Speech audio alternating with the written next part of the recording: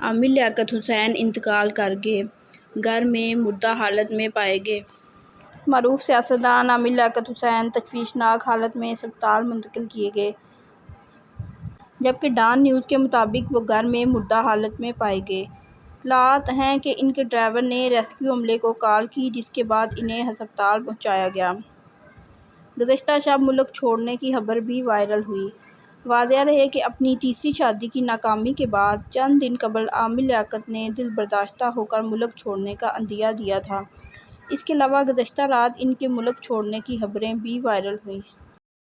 عامر لیاقت حسین نہ صرف رکن قومی اسمبلی تھے بلکہ پاکستان ٹیلی ویژن کی جانی مانی ہستی بھی تھے، جنہوں نے کئی پروگرامز کی میزبانی کے علاوہ گیم شوز بھی کیے۔